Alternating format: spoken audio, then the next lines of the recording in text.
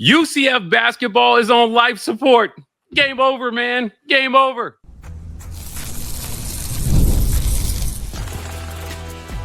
You are Locked On UCF, your daily podcast on the UCF Knights, part of the Locked On Podcast Network, your team every day.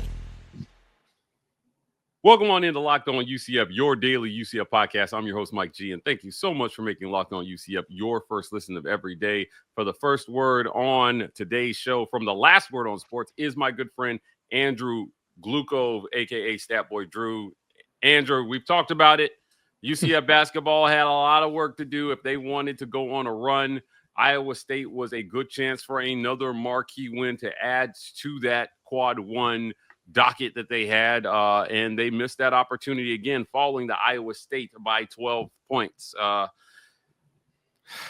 trying to find superlatives here, but we knew they didn't have much of a chance in this one. A lot of people had UCF winning this one, but I think this is it. I think now we can truly say any little glimmer. I know you were already there, but any little glimmer of hope I had for them going on a run, I think ended with this one. Absolutely. Yeah, there are no brackets out there that have UCF in the field of 68. And in most of them, they're not even in the second set of four out. They're just continuing to fade, and even their NIT chances are starting to fade. It's not looking good. You know, you look at the NIT bracketology out there, and there is NIT bracketology, just not nearly as much. UCF starting to fall into the second half of the teams in the bracket. I mean, it's just getting lower and lower as they continue to fade. This is a team that's on an epic collapse. They've lost 7 out of the last 8 games.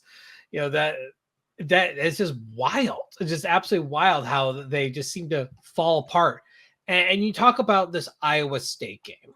You know, they held their own in the first half, had the lead with like maybe 3 minutes to go or so. And it was a one-score game at halftime. But again, second half gets away from them. They give up, over 40 points in the second half. The offense just gets anemic, and that's not how you win games. I mean, you're giving up 45% from the field to Iowa State, but you're shooting just a little over 41. So something's got to give. And, Iowa State's a good team. And you got to give UCF a lot of credit in staying in this one. They were punching up way above their weight class. But because they choked so many winnable games away, this one became super important, and they just did not get the job done. NCAA tournament, I think, is out the window. Now, the question is, NIT maybe, fading fast too. I mean, this is a team just in epic free fall. Yeah. Epic free fall indeed. Right now, you're 13th in the Big 12 if you're UCF at 4-9 in conference. So it's been a rough go. But I do want to highlight this was a difficult schedule that UCF had to navigate, particularly in the Big 12. So without the depth that we talk about week in and week out, it's became too big a task, I think, for Johnny Dawkins' squad. Now, one of the things that you talked about, and you have talked about repeatedly on this show, is that the defensive effort that we're seeing from this year's UCF is not necessarily indicative of what we're used to seeing from a Johnny Dawkins basketball team.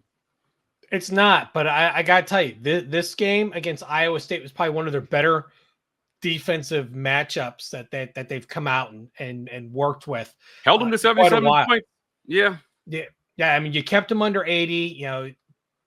That's doable. I mean, still 77. It's still a lot of points, but you look at the losing streak during the losing streak. Actually, we can go all the way to the 8 of 9 or streak. And the Houston obviously was in the 60s. That was the 1 point. But then 108 to Iowa State, 91 to Kansas, 81 to BYU. This outside of that Houston game where that was right to the wire. This is the first game since that Houston game that they kept a team under 80 points. Unfortunately, the offense just wasn't able to put it together. You had, player like Ivory Curry and Darius Johnson just having rough shooting nights, 4 of 12 each from the field. that's a tough go. Debo Coleman was absolutely non-existent, and Mustafa Sham, 2 of 6 from the field, 0 for in 3-pointers. I like the fact, and I've said this before on this show, I like the fact that he tries to shoot the threes, but I mean he's not consistent enough to do that. Just stop. Just stop. Well, Andrew, let me interject there. So again, 3-point shooting is actually killing this team right now. 6 of 26 from 3 in this one, in a game that you lost by 12 points. If you can raise that 23% to about 40, you might win this game. But in fairness, Iowa State was kept to 25%. They were, but you need those points more than Iowa State needs those points. I have another weird stat for you. UCF only made 5 trips to the free throw line in this one. The free throw disparity was actually quite alarming. They were 5 of 10 at the free throw line, but 16 of 21 for Iowa State from the free throw line in this one. What did you see there, Andrew, in the officiating in this one? The Iowa State, I mean, again, there's a disparity of 11 made free throws in a game that you lost by 12 points. And the weird thing is, Iowa State had more fouls committed during this game, 14-13. Yeah. I mean, it's weird how it kind of works out, I'm not a big fan of blaming refs for stuff, because this was one that the Knights had the ability to control. They weren't making shots. They were making poor shot attempts. Again, Sham needs to work on his 3-point shooting before he's bringing it back to games. It's just not there. You can't handle these 0 for 3, these 0-fers, and this is not the first time he's given a donut in 3-point shooting with multiple attempts. This team had, as we talked about before, the margin of error is non-existent, and you're just setting yourself up to fail by making these really bad shots. Now, I do have to point out one thing that UCF did do a better job with is passing the ball, setting up assists, for scoring opportunities. Did a better job at that. 14 assists. They've been struggling with this for most of the season, but it's nice to see them kind of tighten up on that. Only 9 turnovers. This was actually a pretty solid game outside of bad 3-point shooting when you look at it. Yeah, look, it was a solid game in some areas. As you said, it wasn't all bad. This was a coming out game for Mikey Williams. We've been waiting on the young one to show his talent. He got a chance. We're going to talk about the game he had right after a quick word from our sponsors. This episode of Locked On UCF is brought to you by our friends at FanDuel. When the game tips off, the NBA action is just getting started, and there's no better place to get it in than on FanDuel, America's #1 sportsbook. With FanDuel, you can place live bets throughout the game, so even if you miss the opening tip-off or you want to bet on the fourth quarter comeback, you can stay in the action. And if you're looking for a bigger payout, you can even combine your live bets into the same game parlay. Right now, new FanDuel customers get $150 in bonus bets if your first $5 bet wins. Just visit FanDuel.com and join today. That's FanDuel.com and join today. Andrew, Mikey Williams, 14 points in this one. Now, we have lamented how little points UCF has gotten from the bench. And you have some thoughts on why maybe we saw more Mikey Williams in this one. But you got 18 points from the bench. 14 of those were Mikey Williams. Should we have been seeing more Mikey Williams this whole time? Well, he was out of basketball for a while. He's kind of getting his legs underneath him, kind of catching up to the speed of the game. This is a volume scorer, a volume shooter, and this is what you were expecting when Mikey Williams came to the program. This is what you've been waiting for. You had the second best shooting out of any night during this game. He went 6 of 12 from the field, and it was efficient. He was 3 of 4 for 6 points in the first half, played 13 minutes, 15 minutes in the second half, 8 points. I mean, it's efficient. He was not quite as good in the second half, 3 of 8, but I mean, he played a lot of time, between 27, 28 minutes on the game off the bench. He took the minutes away from Benny Williams, which is kind of about time. You were wondering when Mikey Williams was going to start eating minutes elsewhere. It's good to see a really talented player.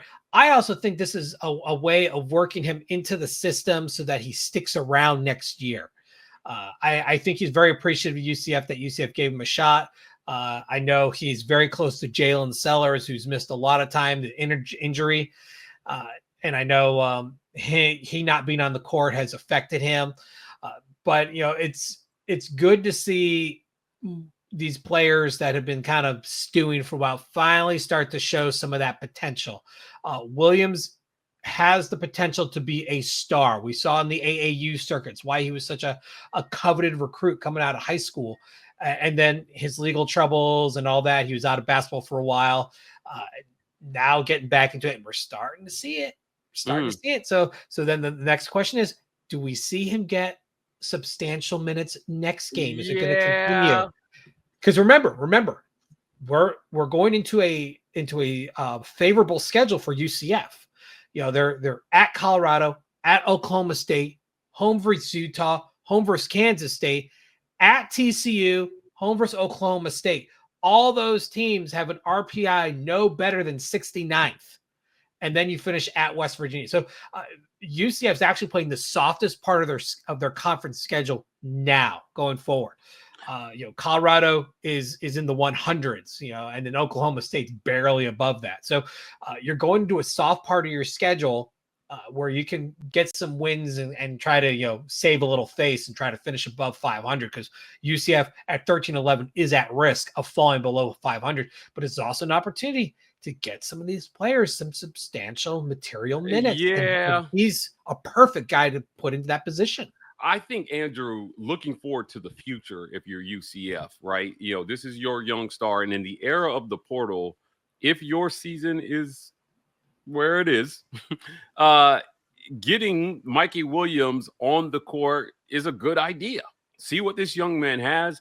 And even if you're not looking at an invitation to the big dance, going into the offseason with momentum, with the players who are your future, I think is important. And that's why I think getting him minutes is a smart idea. Now, he's shown you what he could do. Again, 14.6 of 12 from the field, 2 of 4 from 3, 50% from 3 where you've been struggling. And also he added 3 rebounds and an assist in 27 minutes. He played substantial time in this game. And I like this move by Johnny Dawkins. I think, for your young guys, clearly they had a plan to ease him in, right, and try to work him in, but now that your season is what it is, I think you unleash the young man on the last few games of this schedule and see what he's got. Oh, there's no harm in trying. Now, the real question is Johnny Dawkins going to survive the offseason? For sure.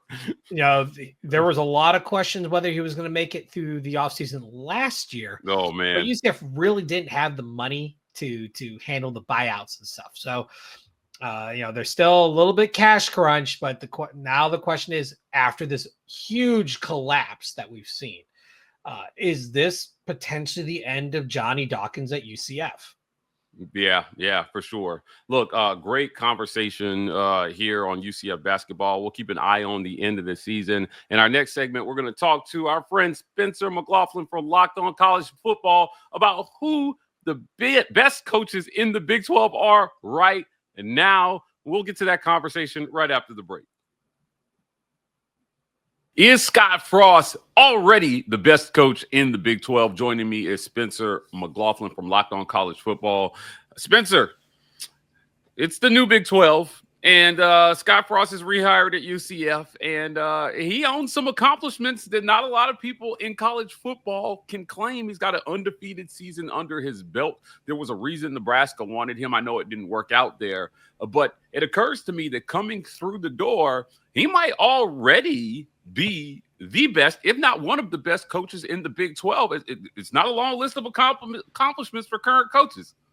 Well, I don't know. I think Frost has the ability to succeed at UCF. Let's start there. But best in the Big 12, I don't think if you lined up every Big 12 coach, you'd pick Scott Frost out of a crowd and say, that's the guy that I want leading my program more than anybody else. I mean, you look at what Kenny Dillingham just did at Arizona State, and that's more impressive to me than what, Scott Frost did. Well, It's okay, tough. I won't. It's tough. It's tough. But here's the thing: Frost went to a place in Nebraska where you have the ability to succeed if you're doing things the right way. If you are showing what you're truly capable of as a head coach, you should be able to win far more than he did at Nebraska. Kenny Dillingham inherited a program laden with sanctions that couldn't go to a bowl game in his first season there, a roster that had been depleted, recruiting violations were making it difficult, everything was negative, support wasn't as strong as you'd like it to be, and he just won the Big 12.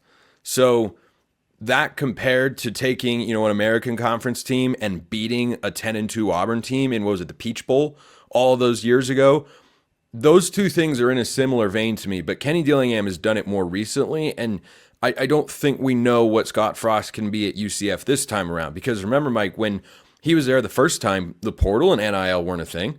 It was just old school college football. You recruited high school kids and maybe added a grad transfer here and there, but that's it. That's the only way that you got players onto your team. This is a new world, and I don't think that he's ill-equipped or too rigid to adapt to that evolving landscape, but I think it'd be selling the Big 12 coaches short, seeing as how he hasn't yet coached a single game in the conference, to say, well, he's the best in the Big 12. You look at what Kyle Whittingham has done over his tenure, and yeah, year one wasn't very good because the quarterback got hurt, and that just caused, an entire mess because they didn't have a good backup plan available. But, Dave Aranda has won a Big 12 championship. Kyle Whittingham has won a couple of Pac-12 championships, and Kenny Dillingham just won the Big 12 championship. Like, there are a lot of other really capable coaches in the league. I don't know that I would put Frost, DFL when ranking the coaches, but I don't know that I'd say he's at the top of the list because of something he did 7 years ago. Yeah, you raised a good point about the changes in college football since the last time he was at UCF, but I think that's what makes him more dangerous. Now, his time at Nebraska, I may be in the minority. I'm not holding a lot of what happened there against him. They're not the Nebraska of the past. As a matter of fact, they've been perennially kind of a mess there. It's not your grandfather's Nebraska. College football is changing, which I think has opened the door for teams like Arizona State and Kenny Dillingham. You mentioned Dillingham. He said, look, you don't come to Nebraska to Arizona State for money, but please give us money. Right? That was probably one of the Well, he was pushing it hard. He went out and pounded the table to the Tempe area where there's plenty of money. I mean, you go to Arizona State, it's one of the biggest schools in the country, and it's not a campus that is, super run down or lacking funds, or a community where you don't have some wealthy individuals in the area or people with spare cash. And he went out and said, look, we need this to compete. This is essential. Yeah. And I don't doubt that those efforts have paid off in helping keep guys like Sam Levitt or Jordan Tyson out of the transfer portal. Yeah. Because that's a big part of NIL is player retention, not just from the NFL draft, but from other rosters. Yeah, I think that's part of what makes Scott Frost so dangerous at UCF this go around. Look, I've lived in Phoenix. I lived in Phoenix for 8 years. I spent a lot of time in Tempe. I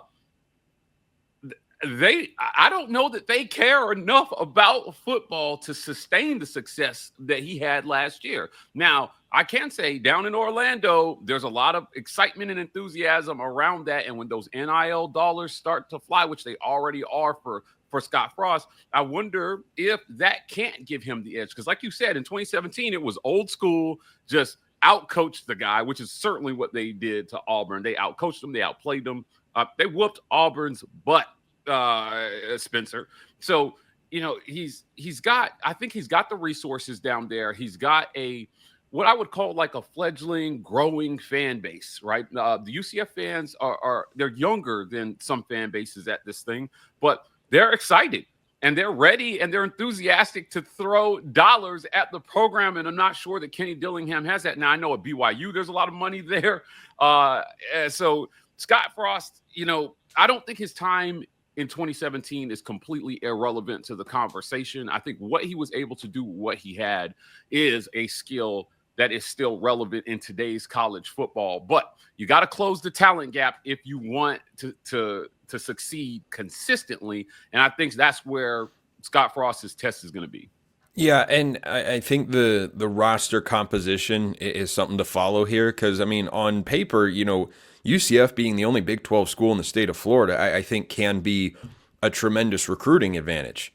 When you're going after high school kids and you don't have to pitch them on going all the way across the country, that's not something that, any other Big 12 school is able to make. So UCF is unique in that regard. And you're always just trying to find ways to stand out. I talk about this a lot over on Locked On Ducks, that Oregon can kind of be a, fly in the ointment or a black spot or whatever you want to call it, but in a good way because, you'll see an offer list for a kid and it might be Texas A&M, LSU, Oklahoma, Alabama, Georgia, Oregon. What does Oregon have in common with any of the other states that I just listed? Nothing. There's nothing that is similar about those places. And so for some kids, I don't want to go up there. For some kids, it's, hey, that seems kind of cool. I've never been up there before. I'm from this part of the country. I want to see something else. And for UCF, that's just a way that they can stand out. So I'm interested to see how they are able to recruit because I think from, high school recruiting standpoint, Mike, UCF has the ability to be top 3 or 4 in the Big 12 every single year. Yeah, I fully believe that. And they can bring in transfer portal kids as well. And I'd expect that within the next couple of years, if things are going well for Scott Frost, then they are a top 30-ish in that kind of range, 30, 35 annually from a composite talent standpoint when you look at holistic metrics like 24/7 Sports. And I'm talking about the combination of bringing in high school kids and portal kids, that being how, you evaluate recruiting rankings on an annual basis. No reason UCF cannot be top 30 to 35 every year. Talked about this on the show earlier this week. UCF was near the bottom of the Big 12 in terms of average NIL spend. They're looking to flip that here in 2025 with Scott Frost coming in as coach. I think that the dollar stopped for Gus. The people giving the money, they get the memos, right? Like the big dollar people, Spencer, they know when a coach is on his way out the door, and those dollars stopped, I think, in Gus's last year. They're starting to flow again. It's going to be interesting to see what Scott Frost can do with it. Thanks for joining me today, Spencer. Before we get out of here, tell people where they can find you. Locked On College Football and Locked On Ducks if you want to know about Oregon Monday through Friday on YouTube and wherever you get your podcasts. And I'm on Twitter at @McLaughlin_CFB. If you want to tell me I did great or anything else, by all means, you hop in there. DMs are wide open.